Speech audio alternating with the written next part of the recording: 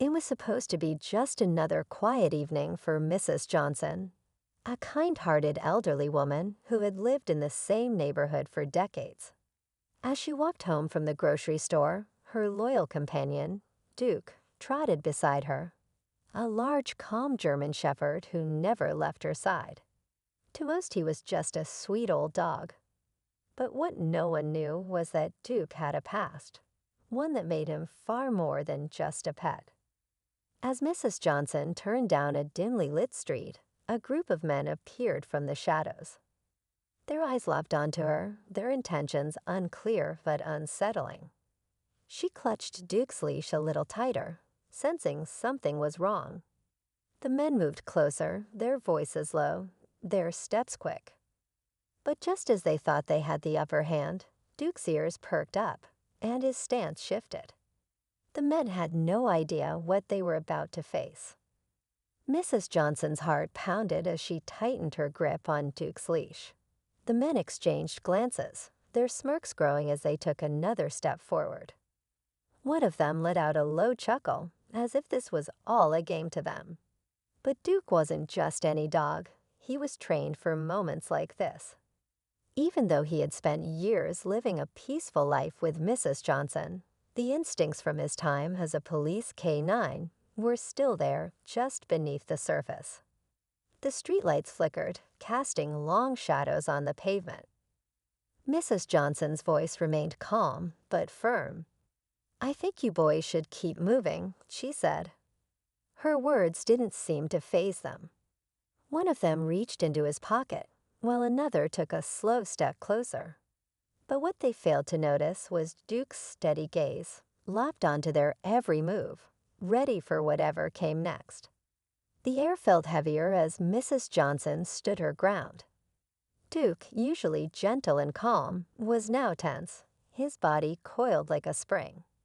His ears were up, his sharp eyes scanning every move.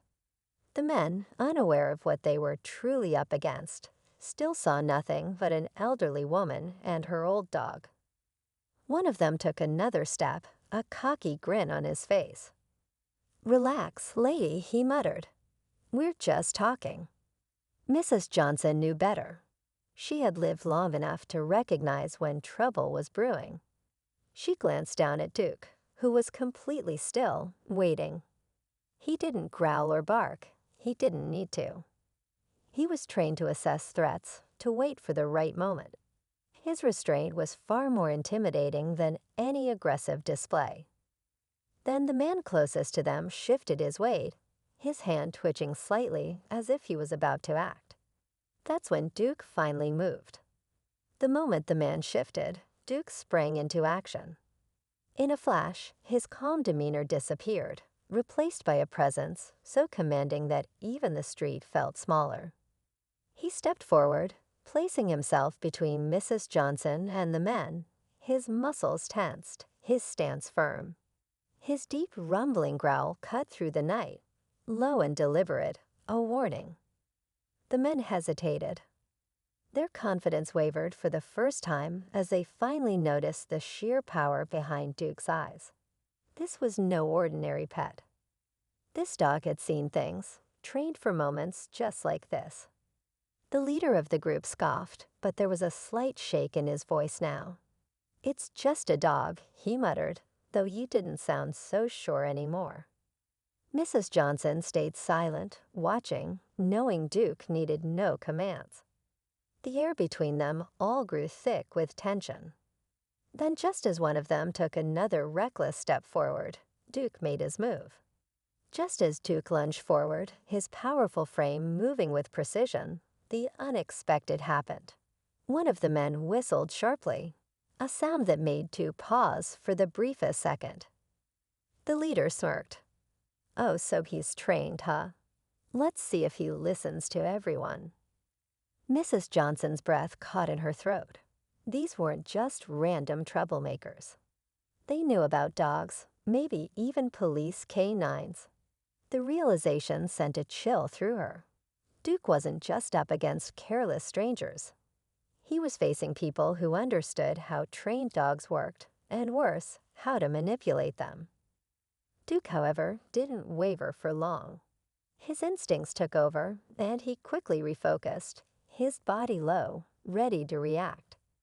But now the situation had shifted. If these men knew how to handle trained dogs, what else were they capable of? Mrs. Johnson's grip tightened on Duke's leash. She wasn't just worried about herself anymore. She had to make sure Duke stayed safe too. The leader smirked, confident that his little trick had worked. But what he didn't realize was that Duke wasn't just any retired police dog. He had been trained for advanced situations, including ones just like this. The moment Duke recognized the distraction for what it was, he adjusted, his sharp instincts overriding any hesitation. Without warning, Duke lunged not recklessly, but with absolute precision. His powerful bark echoed through the street, startling the men. In a blur of motion, he moved toward the leader, forcing him to stumble back. The other two hesitated, suddenly unsure. That split second was all Mrs. Johnson needed. With a firm voice, she called out, "Duke, hold." Instantly, Duke stopped, his piercing gaze locked onto them, ready for whatever came next. Then a new sound cut through the tense moment, police sirens. One of the men cursed under his breath. They had been so focused on Duke, they hadn't noticed Mrs. Johnson pressing the small emergency button on her keychain. As the flashing lights appeared down the street, the men made a last desperate attempt to flee. But Duke wasn't done. With one swift move, he intercepted the leader, cutting off his escape. The man froze, finally realizing he had underestimated both the dog and the woman standing beside him. The officers arrived within moments, quickly taking control.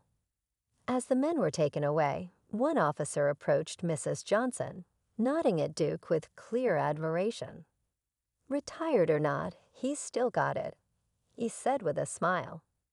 Mrs. Johnson looked down at Duke, who was already back at her side, calm as ever.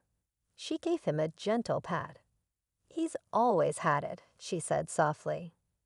As the officers drove off, the night finally felt peaceful again. Mrs. Johnson and Duke continued their walk home, just as they had so many nights before. But this time, she knew one thing for sure. Duke wasn't just her protector.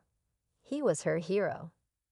As Mrs. Johnson and Duke walked the final stretch home, the night air felt different, calmer, safer. She glanced down at her loyal companion, who trotted beside her as if nothing had happened. But she knew better. Duke had once again proven that he wasn't just a pet. He was a protector, a guardian, and a reminder that courage doesn't fade with time. When they reached the front door, she knelt beside him, running a hand over his fur. "You still got it, old boy," she whispered. Duke gave a small wag of his tail, his eyes warm and steady. He didn't need words. He had done what he was trained to do, and more importantly, what he was meant to do. As she stepped inside, locking the door behind them, she felt an overwhelming sense of gratitude. No matter what challenges lay ahead, she knew one thing for certain: she would never face them alone.